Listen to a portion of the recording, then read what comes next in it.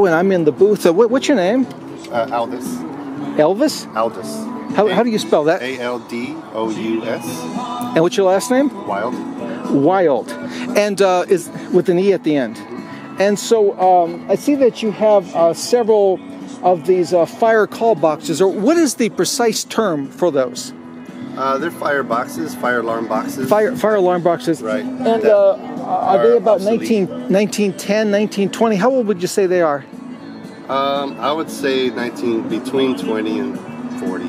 Okay, so somewhere at 1920 to 1940. Yeah, definitely, because they used to belong to the old buildings that are now being replaced with all types of Okay, so this is the kind of thing that you would be installed in a building, not in a street corner. Right, exactly. And how'd you get these?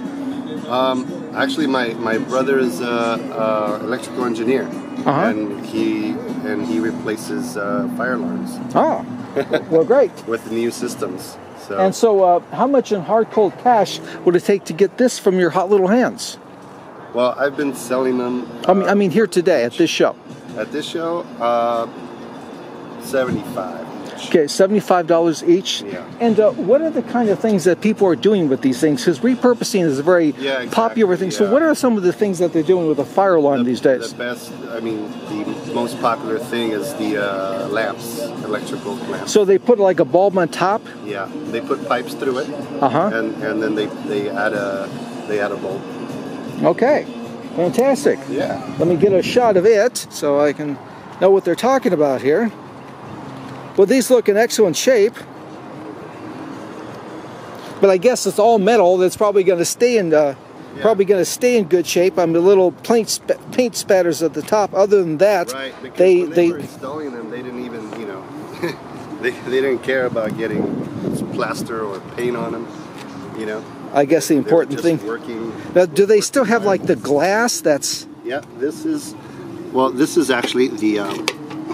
It's like a little viewer there. And then you basically just had to pull it. But when you pull it down, do you break a little piece of glass? Isn't that the way they used to do it? Because back then people were, you'd be able to trust people more. But a little piece of glass doesn't. Yeah, exactly. But I think people tend to not want to break a glass rather than easier to just pull this handle down. And then so all you had to do is pull this down and then the alarm would go off.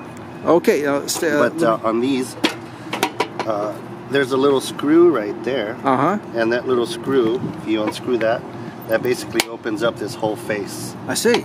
And that's where all the wiring would be. That ran through here and through there. And but now it's empty and. So when did you first start? The original screws in. So when did you first start selling these? About 2 months ago. I had 8 of them. I see. Okay. And so you had 8, so you've sold 5, is that right? Yes.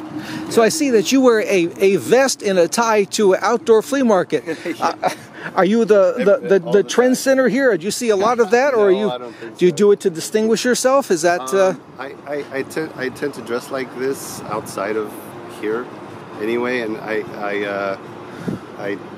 try to basically give an experience. I see. They come into my booth. I see. And what are some of the? I see that you have some vintage Bello cameras and a Brownie and some old photographs. So what are some of the things that you would say make for the Elvis experience? Well, I think it's more of a certain aesthetic, And how would you describe? Well, the aesthetic that you strive for. How would you describe it? I don't know. Well, I guess I would describe it more of like rustic with a little bit of creepy. Rustic and creepy. I think we have found our headline. I need to go no further.